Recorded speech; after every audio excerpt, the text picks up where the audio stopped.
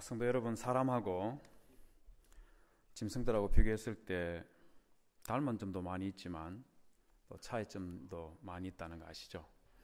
닮은 점을 이야기하려면 사람이나 동물들, 공이 먹고 마시고 잠자고 그리고 번식하는 이런 일들을 태어나서 죽을 때까지 그렇게 한다는 점, 이런 것들은 공통점에 속하지 않나 그렇게 생각합니다. 차이점도 많이 있지요. 차이점을 손으로 꼽으라 하면 헤아릴 수 없을 정도로 많이 있겠지만, 그러나 짐승은, 동물은 절대로 사람처럼 생각하지 않는 게 하나 있습니다. 사람만이 가지고 있는 게 하나 있습니다. 그건 뭐냐면, 사람은 동물들하고 다르게 잘 살고 싶고 또 다른 사람들로부터 좋은 사람이라는 그런 평가를 받고 싶어 한다는 것, 그게 동물들하고 차이 나는 점이죠. 그럼 그렇지 않습니까?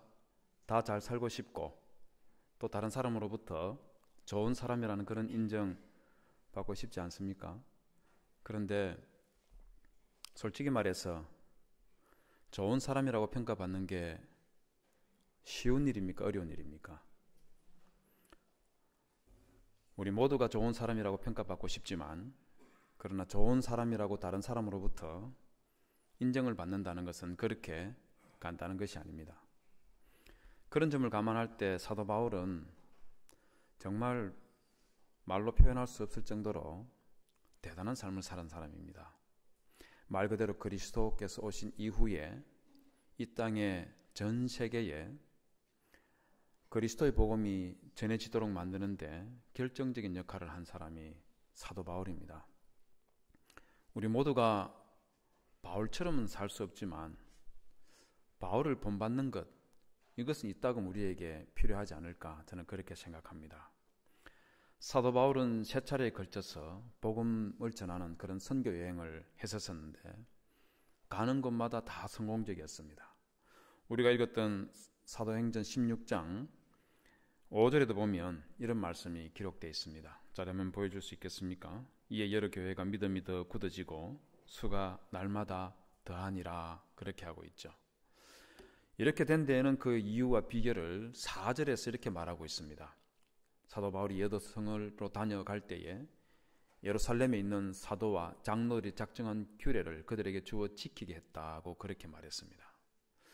사도와 장로들이 작정한 규례라는 게 무엇이냐면, 사도행전 15장 28절과 29절에 보면 성령과 우리는 이 요긴한 것들 외에는 아무 짐도 너희에게 지우지 아니하는 것이 옳은 줄 알았노라, 이렇게 말하면서 우상에게 바친 제물이라든지 피와 목매어 죽인 것, 음행, 이런 것들은 멀리하지만 그러나 유대인들의 전통을 이방인 성도들에게 짐을 지어줄 필요가 없다, 이렇게 결정 내린 것, 이게 바로 사도행전 16장 4절에서 말하는 사도와 장로들이 작정한 규례입니다.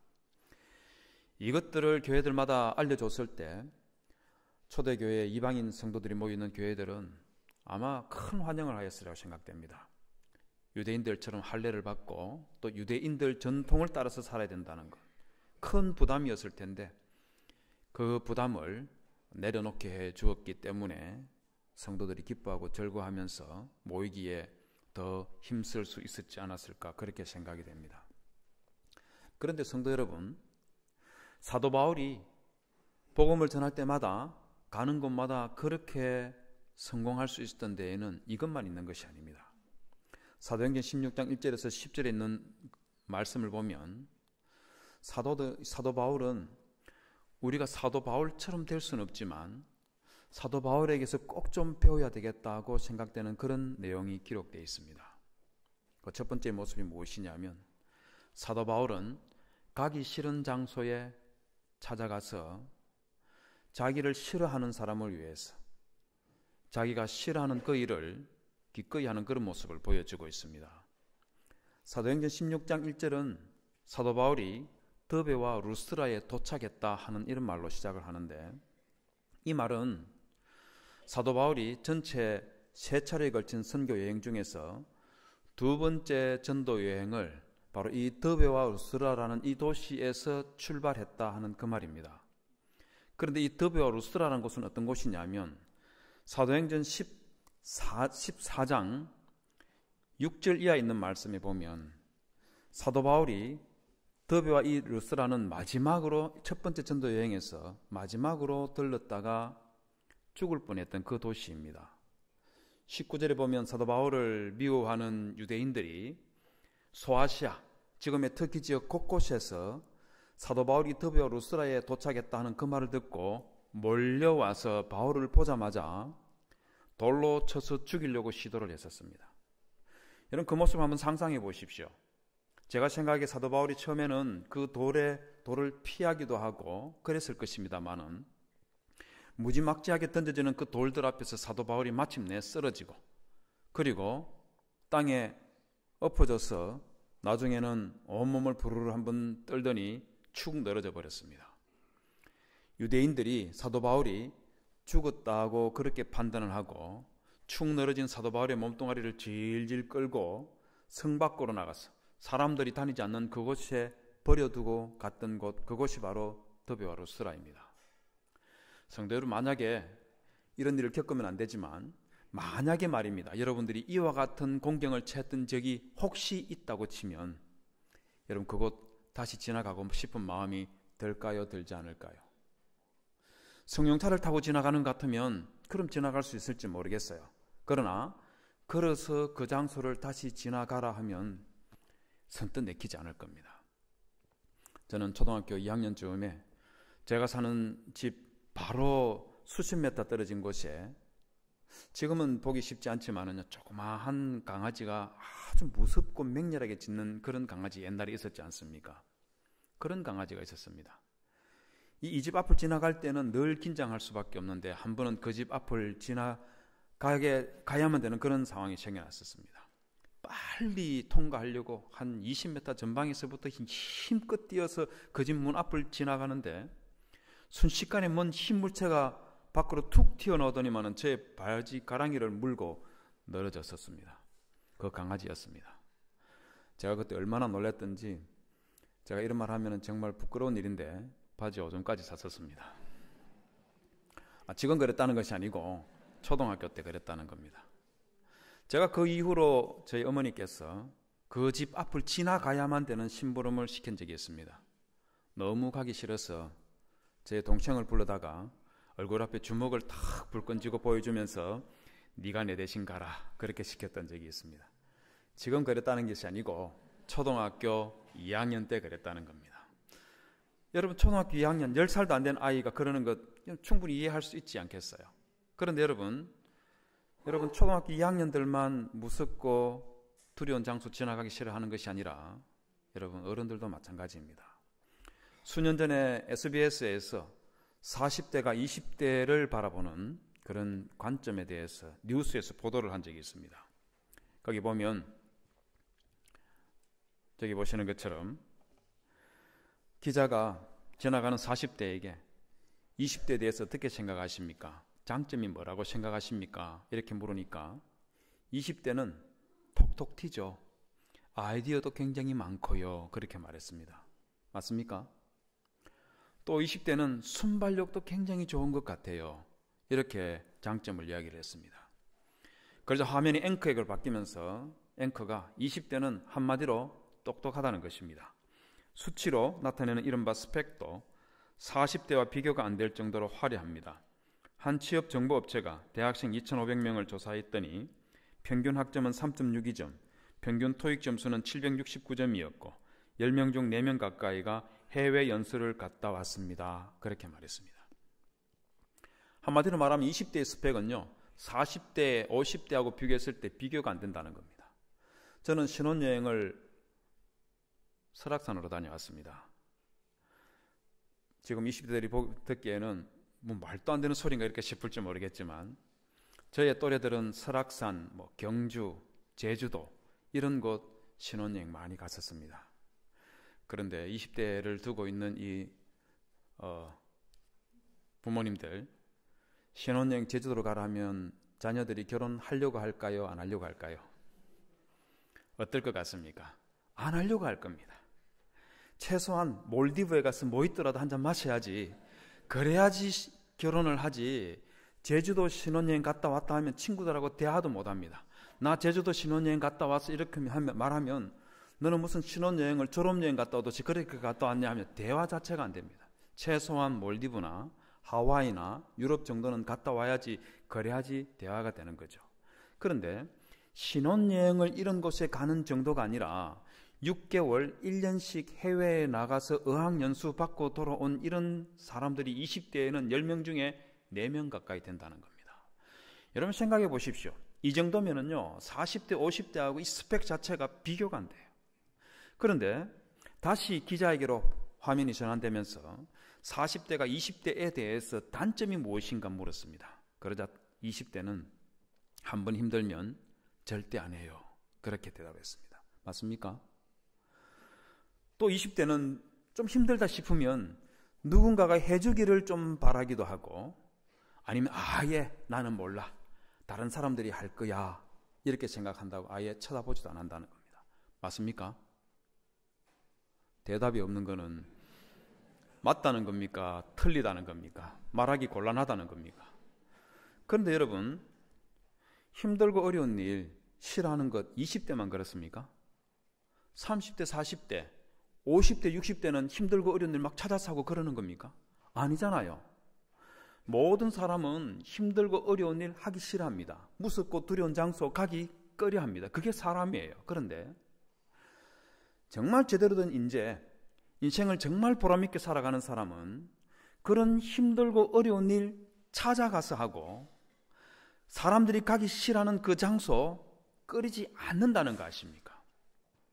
대전에서 불과 1시간 좀 더 떨어진 곳에 거창이라는 조그만 도시가 있습니다. 그 도시에는 전국적으로 유명한 고등학교가 하나 있어요. 바로 거창고등학교입니다. 아마 여러분들 중에도 그 고등학교 졸업한 분이 계실지 모르겠습니다. 그 학교에 가면 강당 뒤편에 부산에 있는 보건병원을 세웠던 전영찬 선생이 직업 선택을 위한 10계명이라는 것을 써서 액자에 넣어서 붙여놓았습니다. 내용이 이렇습니다. 첫 번째, 월급이 적은 곳을 택하라. 내가 원하는 곳이 아니라 나를 필요로 하는 곳을 택하라. 승진의 기회가 거의 없는 곳을 택하라. 모든 조건이 감춰진 것을 피하고 처음부터 시작해야 하는 황무지를 택하라. 앞을 다투어 모여드는 곳을 절대 가지 마라. 아무도 가지 않는 곳으로 가라. 장래성이 전혀 없다고 생각되는 곳으로 가라. 사회적 존경 같은 것을 바라볼 수 없는 곳으로 가라. 한가운데가 아니라 가장자리로 가라. 9번째는 중요한 거니까 잘 들어보십시오. 부모나 아내나 약혼자가 결사반대하는 곳이면 틀림없다. 의심치 말고 가라. 왕관이 아니라 단두대가 기다리고 있는 곳으로 가라. 여러분, 거창고등학교를 졸업한 모든 사람들이 사회와 국가를 위해서 대단한 일을 한 그런 인재들은 아니지만, 이 조그만 시골 학교에서 그렇게 많은 인재들이 배출되었던 이유가 어디에 있는지 충분히 짐작할 수 있지 않겠습니까? 여러분, 정말 제대로 된 인재들은요, 제대로 성공하고 제대로 삶을 의미 있게 살아가는 사람들은요, 단두대 정도는 아니라 하더라도 나를 필요로 하는 곳이면 그곳이 황무지라 하더라도 그곳에 가서 자신의 삶의 깃발을 꽂고 거기에서 자신의 삶을 살아내는 그런 사람들인 겁니다. 사도 바울이 바로 그런 사람인 거예요. 사도 바울은 두 번째 전도 여행을 시작하면서 자기를 죽이려고 했던 그 유대인들이 여전히 모여있는 그 곳에 가서 두 번째 전도 여행을 시작하고 있는 그 모습을 보여주고 있습니다. 거기에 그치지 아니하고 사도 바울은 자기를 죽이려고 했던 그 유대인들을 위해서 자기가 가장 싫어하는 그 일을 해내고 있습니다. 여러분, 사도행전 16장 3절에 보면 사도 바울이 디모데에게 할례를 베풀었다고 그렇게 말하고 있습니다. 이 디모데는요, 성인이 되었지만 아버지가 헬라인이었고 어머니만 유대인이었기 때문에 이 정체성 자체가 이방인이었기 때문에 할례를 받지 않았었습니다. 그런 디모데에게 바울이 할례를 베풀고 있는 겁니다. 그런데 이방인 성도에게 할례를 베푸는 거, 이거 사도 바울이 정말 싫어했다는 거 아십니까? 사도행전 16장 바로 앞에 나오는 15장에 보면은요, 사도 바울이 할례 문제 때문에 유대인들과 격렬하게 다투는 모습이 기록되어 있습니다. 저기 보시는 것처럼 유대인들 중에서 특히 바리새파 출신 유대인들이 이방인 중에서 예수 그리스도를 믿고 교회에 나온 이 사람들에게 말하기를 너희들이 예수만 믿는다고 구원을 받는 것이 아니라 모세의 법대로 할례를 받지 아니하면 너희 구원을 못 받으리라 이렇게 말을 했습니다. 그러자 2절에 보면 바울과 바네바와 그들 사이에 유대인들 즉 바리새파 유대인들 사이에 적지 아니한 다툼과 변론이 일어났다 그렇게 말했습니다. 여러분 저 문장 잘 보십시오.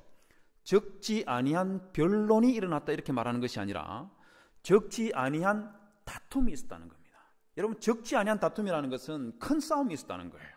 그럼 상상해 보십시오. 사도 바울이 어떤 모습이었겠습니까? 이방인 유대인들에게 바리새파 사람들에게 바리새인님들 이방인들에게 할례를 강요하는 것 그런 말씀하시면 안 됩니다 하고 이렇게 조용조용하게 말했다는 거겠습니까? 아니면 멱살을 잡았는지는 모르겠지만 거친 목소리로 그들에게 강력하게 항의를 하고 그들과 토론했다는 말이겠습니까? 어떤 말이겠습니까? 심하게 다투었다는 거예요. 심하게 다투었다는 겁니다. 그런데 사도 바울이 이렇게 싫어하고 그리고 꺼려했던 이 일을 디모데에게 했었습니다. 이유가 어디 있겠습니까? 그 이유가 3절에 나와 있습니다. 바울이 그를 데리고 떠나고자 할새 그 지경에 있는 유대인으로 말미암아 그를 데려다가 할례를 행하니 그렇게 말합니다. 무엇 때문에 할례를 실수를 했다고요? 유대인 때문이라고 했습니다. 유대인 때문이라니요. 사도 바울이 또 유대인들에게 돌에 맞아 죽을까 봐 그게 겁이 나서 지레 겁이 나서 아예 그냥 디모데에게 할례를 베푸는 이런 일을 했다 그 말인 겁니까? 저는 그렇게 생각하지 않습니다. 사도 바울은 돌에 맞아 죽을까 봐 그게 겁이 나서 디모데에게 할례를 베풀었던 것이 아니라 자기를 미워하고 자기를 죽이려고 했던 그 유대인이지만 그들에게 그리스도의 복음을 전해서 한 명이라도 주님께로 인도하기 위해서 자기가 가장 싫어하는 그 할례를 기꺼이 디모데에게 행하고 있는 것입니다. 여러분 이거 좀 생각해 볼 필요가 있지 않겠습니까? 굳이 큰 차원에서 하나님의 교회를 위해서 나는 어떤 모습으로 살아가고 있느냐 이 말 하지 않는다 하더라도요. 당장 내 자신을 위해서 내 가정을 위해서 나는 어떤 모습으로 살아왔는지 여러분 고민은 좀 해볼 필요 있지 않겠습니까? 많은 사람들이 꽃길을 걸어가려고 하지만 여러분 꽃길이라는 것은 존재하지 않습니다. 여러분 그 꽃길 위에 서려고 하면 그 과정에 얼마나 험난한 일들을 다 겪는지 아십니까? 마찬가지로 성도 여러분, 여러분들이 이 한박교회가 하나님 앞에서 제대로 진리 위에 굳게 선 그런 교회로 만들기를 원한다면 성도 여러분 바울처럼 내가 가기 싫은 장소 기꺼이 좀 찾아가십시오. 나를 미워하는 사람 만나서 내 자존심 내려놓고 그 사람을 위해서 내가 싫어하는 그 일을 기꺼이 해내는 그런 성도님들이 되시기를 주님의 이름으로 부탁을 드립니다. 여러분 사도 바울은 또한 자신의 생각과 이상보다 성령 하나님께서 주시는 그 비전을 따라서 삶을 살아갔던 그런 사람입니다. 여러분 6절과 7절에 보면 매우 특별한 말씀이 기록되어 있습니다. 한번 보실까요? 성령이 아시아에서 말씀을 전하지 못하게 하시거늘 부르기아와 갈라디아 땅으로 다녀가 무시아 앞에 이르러 비두니아로 가고자 애쓰되 예수의 영이 허락지 아니하시는지라 그렇게 말했습니다. 여러분 좀 특별하고 이상하다는 생각 들지 않습니까? 안 이상합니까? 저는 이상합니다. 왜 그러냐면 사도 바울이 성령께서 못하시게 하는데도 불구하고 소아시아 지역에서 복음을 전하기 위해서 성령을 계속 거슬리는 그런 일을 행하고 있다고 저렇게 기록해 놨는 겁니다. 이게 이상하다는 거예요. 왜 이상하냐면 저같이 좀 뭐랄까요, 이 좀 모질하는 그런 목사 같으면 성령 하나님께서 하라 하는 일도 갖가지 핑계를 다 대가면서 안 하고 버티는 그런 모습 보일지도 모르겠죠. 성령께서 하지 마라 하는데도 저같이 못난 목사들은 그 억지로 하지 말라 하는 그 일을 굳이 또 하는 그런 모습 보일 가능성도 있지 않겠습니까? 여러분 그런데 사도 바울이 어떤 사람입니까? 기독교 역사 가운데서 사도 바울만큼 하나님의 말씀에 순종하고 성령의 인도하심을 받았던 사람이 있으면 한번 말해 보십시오. 존 칼빈이 그랬겠습니까? 루터 선생이 바울만 했겠어요? 예, 칼빈, 루터 다 훌륭한 분이고 기독교 역사에서 길이 남는 그런 분들이지만, 그러나 여러분 바울만큼은 아니지 않습니까? 여러분, 그런데 그런 사도 바울이 왜 성령께서 하지 못하게 하는 이 일에 집착을 할까요? 그것도 우리 성경은 강조를 해서 16절 전반부에 본문 한번 다시 보여주시겠습니까? 16절 전반부 보십시오. 성령이 아시아에서 말씀을 전하지 못하게 하시거늘 했는데 7절 제일 마지막에도 예수의 영이 허락지 아니하시는지라 하면서 이걸 강조해가면서 성령께서 못하게 하는데도 사도 바울이 굳이 하려고 덤벼들었다, 이렇게 기록해놨습니다. 왜 그랬겠습니까? 아쉽게도 우리 성경에서는 그 이유에 대해서 말하고 있지 않지만은요, 사도 바울이 두 번째 전도 여행을 하면서 더베와 루스라의 처음 출발점을 삼았다 하는 것을 감안을 하면 그 이유를 충분히 짐작할 수가 있습니다. 그 이유는 무엇이냐면 바로 사도 바울은 소아시아 지역, 지금의 특히 남부 지역 이 지역에 복음을 전도하면 온 세상이 복음화가 된다는 그런 가능성을 보고, 이 가능성을 보고 자신의 비전으로 삼은 겁니다. 여러분, 그런데 이 소아시아 지역은요, 복음화의 가능성도 있었지만 동시에 사도 바울을 돌로 쳐서 죽이려고 했던 그 유대인들이 있다는 것을 감안하면 위험성도 공존한다는 거 여러분 생각할 수 있겠습니까? 복음화의 가능성과 죽을 수 있다는 이 위험성이 공존하는 곳이 그곳이 소아시아 지역이었습니다. 그런데 사도 바울은 죽을 수 있다는 이 위험성을 먼저 본 것이 아니라 복음화의 가능성을 보고 이것을 자신의 비전으로 삼고 소아시아 지역에 와서 저렇게 애를 쓰고 몸부림을 치고 있는 것입니다. 성도님 여러분, 저는 이것 좀 고민해 봐야 된다고 생각합니다. 여러분, 사도 바울이 지금 복음을 전하는 소아시아 지역뿐만 아니라 우리가 살아가는 인생에서 선택하는 모든 일들이 그곳에는 가능성과 위험성이 공존한다는 거 아십니까? 여러분, 당장 서울 강남에 아파트 한 채 사면 성공할 가능성만 있겠습니까? 실패할 위험성도 존재하겠습니까? 생각해 보십시오. 고상들 지금 대학 입시를 지원하고 있는데요, 이과에 지원하면 모든 것 다 성공하는 겁니까? 그런 겁니까? 예, 가능성도 있지만 위험성도 함께 공존하는 것이죠. 어디에나 가능성과 위험성이 공존하는데, 여러분, 사람이 미래를 향해서 나아가려고 하면 위험성만 쳐다보고 있으면 한 발자국도 움직일 수 없다는 거 아십니까? 위험성을 쳐다보는 것이 아니라 미래의 가능성을 바라보며, 그것 바라보며 발걸음을 움직이게 되는 것이죠. 성도 여러분, 혹시 자동차를 처음 만든 나라가 어딘지 혹시 기억하시겠습니까? 영국입니다. 자동차와 관련된 법규를 처음 만든 나라도 영국입니다.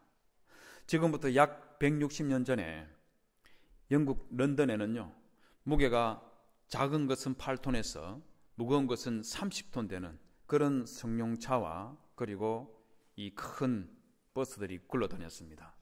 제가 8톤, 30톤 이렇게 말해도 여러분들 눈빛은 전혀 동요하지를 않는데요, 8톤이 어느 정도 되느냐 하면, 여러분, 우리 권사님들 환갑됐다고 장로님들께서 사주신 그랜저 있지 않습니까? 그럴 리는 없지만 이거 2톤 넘지가 않습니다.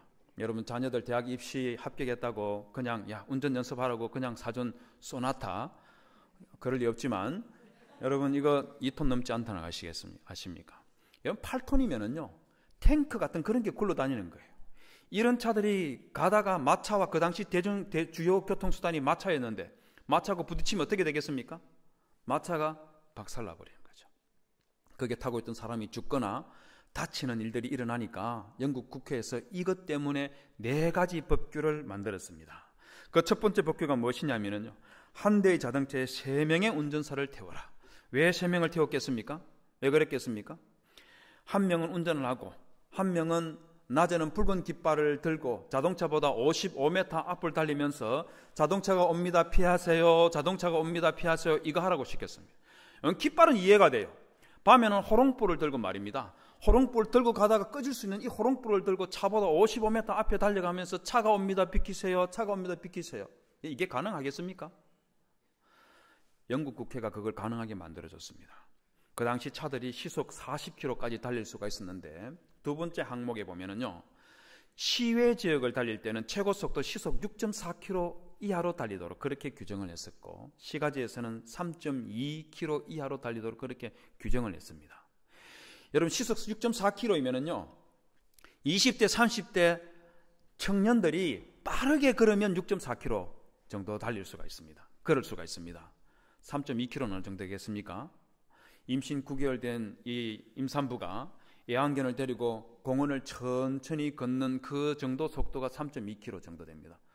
못 믿겠으면 집에 러닝머신들 다 있죠, 그죠? 한번 해보십시오. 여러분, 그러면 한번 생각해 보십시오. 시속 6.4km 달리라고 그렇게 규정을 하면 차를 사라는 겁니까? 사지 말라는 겁니까? 시속 3.2km 이하로 달리로 규정을 해놓으면 차를 타고 다니라는 겁니까? 걸어 다니라는 겁니까? 여러분, 이렇게 되니까 영국보다 나중에 자동차를 만들었던 프랑스, 독일, 미국 같은 나라들에서는요 자동차 붐이 일어나서 난리가 났습니다. 영국은 어떻게 됐겠습니까? 일시적인 현상이긴 했겠지만은요 영국 자동차 산업은 그냥 가라앉아 버렸습니다. 뭐가 문제인지 아시겠습니까? 뭐가 문제냐면 교통사고가 일어나서 마차가 부서지고 사람이 죽고 다치는 그거 일어나면 당연히 규정을 만들어야죠. 그러나 영국 국회는 눈앞에 보이는 위험성 때문에 자동차 산업의 미래를, 이 가능성을 보지 못한 거예요. 그러니 그 자동차 산업을 아예 망치게 만드는 그런 결정을 하더라는 겁니다. 여러분, 그런데 우리의 아버지와 할아버지들은요 미래에 대한 이 가능성을 보고 위험을 기꺼이 무릅쓰었다는 거 여러분들 아십니까? 제가 초등학교 저학년 다닐 때는요 육성회비 내지 못해서 길거리에서 울면서 부모님을 바라보고 우두커니 서 있는 그런 일들이 부지기수로 있었습니다. 자녀들이 중학교 가면은 집에서 키우고 있던 돼지 팔아야 됐을 거예요. 고등학교에 진학하면은 집에서 기르고 있던 소 팔아야 됐을 거예요. 자식들이 대학에 진학하면 집에서 가지고 있던 농가 밭을 팔아서 대학을 보냈습니다. 당장 논밭 팔면은 당장 내년에 가족들이 먹고 살 끼니 걱정해야 됨에도 불구하고 내 자식의 미래를 생각하면서 당장 눈앞에 보이는 이 위험을 무릅쓰고 논밭을 팔았던 게 그게 우리의 아버지들이었고 우리의 할아버지들이었습니다. 사도 바울이 바로 이런 사람이라는 것이죠. 사도 바울은 이 터키 지역에 위험성이 있음에도 불구하고 그거 쳐다보지 아니하고 미래의 가능성을 바라보면서 그곳에 가서 복음을 전하려고 그렇게 애를 썼다는 것입니다. 이런 사도 바울 저 같으면 칭찬할 것 같습니다. 그런데 우리 성령 하나님께서는 사도 바울에게 그거 못하게 가로막았습니다. 이유가 있는지 아시겠습니까? 그 이유가 있냐면요 사도행전 16장 8절에서 9절에 보면 이런 말씀이 있습니다. 밤에 환상이 바울에게 보이니 마케도냐 사람 하나가 서서 그에게 청하여 이르되 마케도니아로 건너와서 우리를 도우라 하거늘. 이게 무슨 말이냐면 사도 바울이 드로아라는 곳에 도착했는데 이 드로아가 어떤 곳이냐면 트로이 목마 사건 아시죠?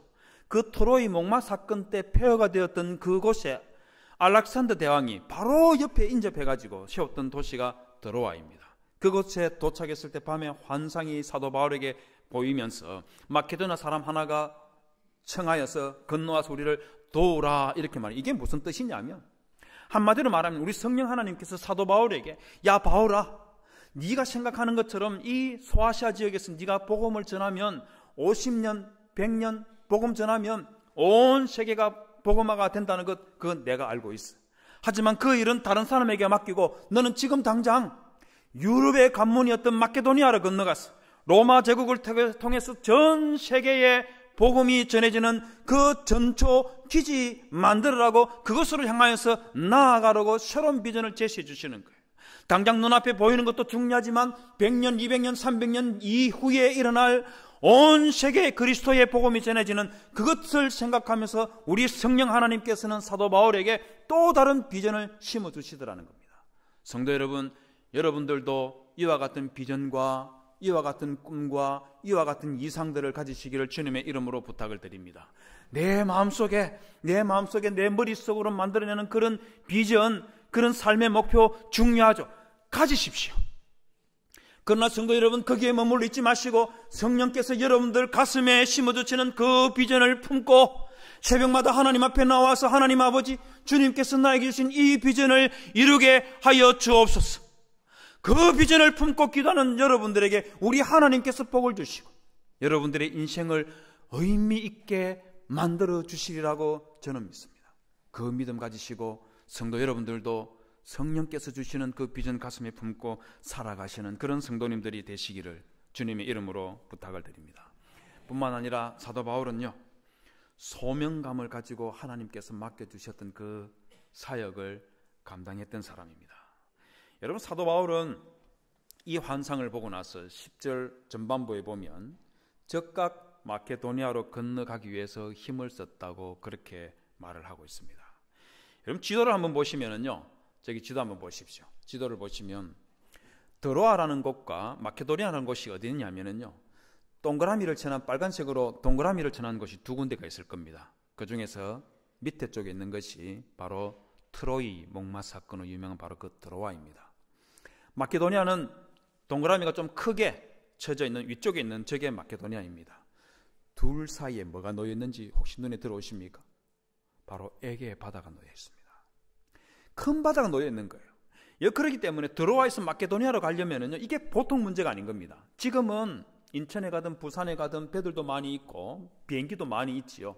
그것 타고 세계 곳곳 어디로 갈 수가 있습니다. 그러나 저 때는 드물게 군함이나 상선이 여기 오면 그거 사정사정해서 얻어 타고 갈 수 있는데 그게 없으면 어떻게 해야 되겠습니까? 어부에게 부탁하는 수밖에 없는 거예요. 그런데 여러분, 바다도 조그만 바다면은 어부에게 어떻게 돈을 주고 갈 수가 있겠지만 저 바다 보십시오.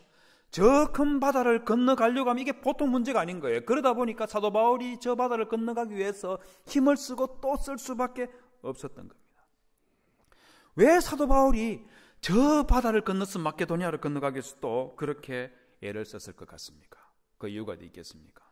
그 이유는 사도 바울이 마케도니아로 가서 복음 전하는 이 일에 대해서 소명으로 알았기 때문입니다. 여러분, 사도행전 16장 10절 보십시오.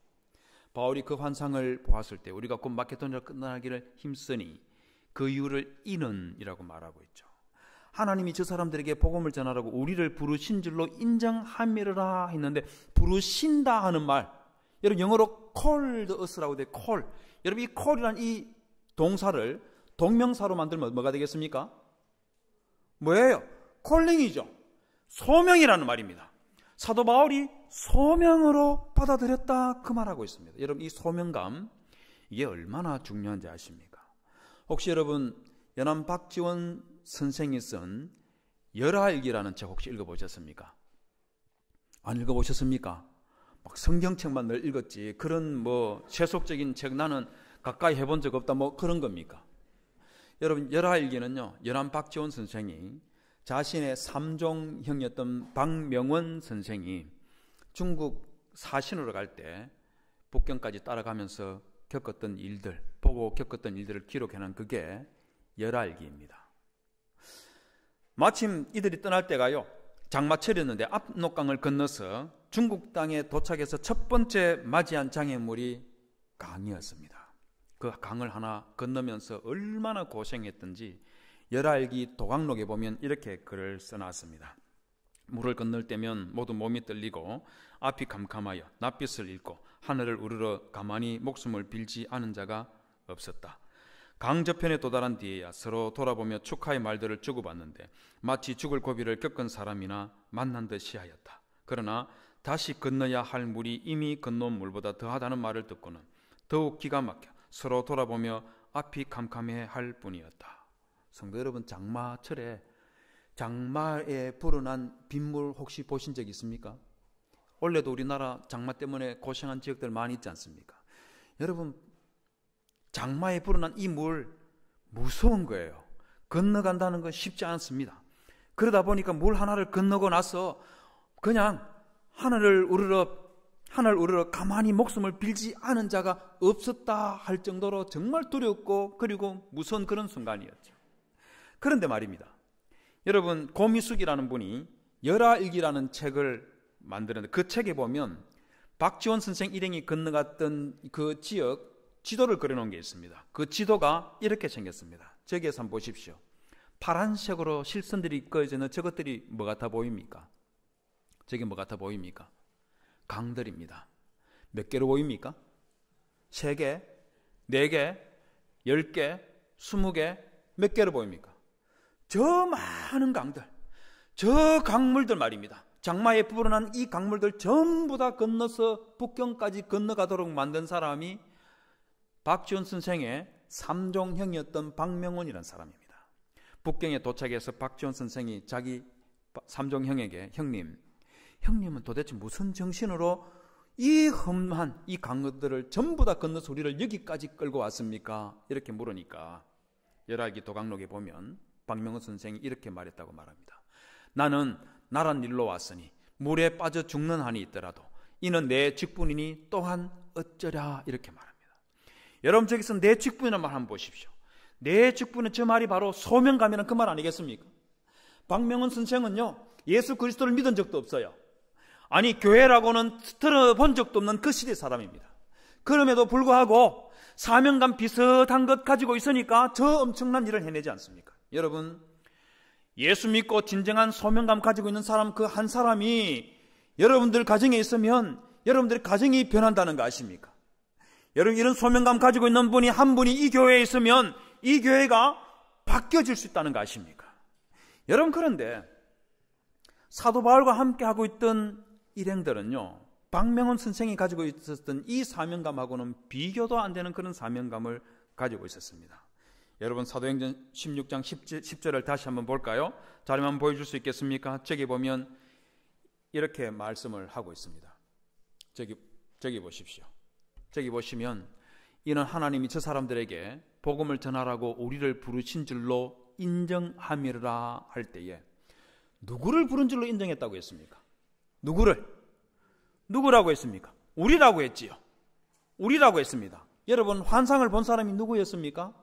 바울이지 않습니까? 그러면 바울을 부르신 줄로 인정함이라 이렇게 말이 되는 거 아니에요?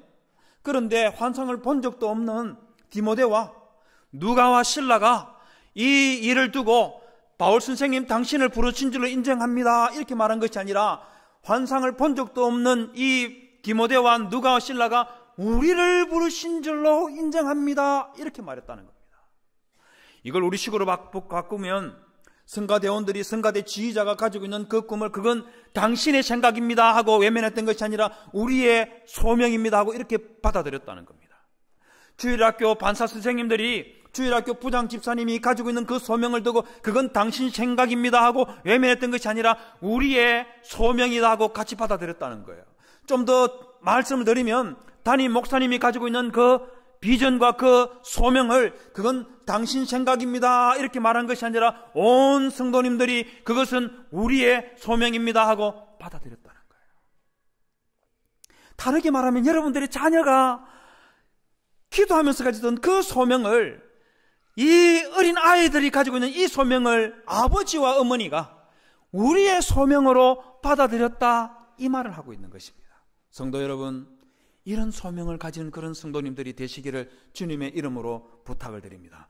온 교회 성도들이 함께 한 소명을 가지고 그리스도의 복음을 전하기 위해서 함께 기도하는 그런 교회가 되기를 주님의 이름으로 부탁을 드립니다. 성도 여러분 정말 인생을 살아가면서 좋은 사람이라는 평가를 듣고 싶습니까? 여러분 정말 나는 성공적인 삶을 살았다 하는 그런 내 스스로의 평가를 혹시 내리고 싶습니까? 그러면 꿈과 비전을 가지십시오. 그러나 여러분들의 그 꿈과 비전 그 자리에 머물러 있지 마시고 성령께서 주시는 그 비전을 가슴에 품고 소명감을 가지고 하나님 앞에 살아내십시오. 뿐만 아니라 사도 바울이 그랬던 것처럼 내가 가기 싫은 장소 찾아가서 나를 미워하는 사람, 내가 싫은 사람, 그 사람을 위해서 자존심 내려놓고 여러분들이 하기 싫은 그 일 기꺼이 해보십시오. 우리 주님께서 여러분들에게 복을 내려주실 것입니다. 기도하겠습니다.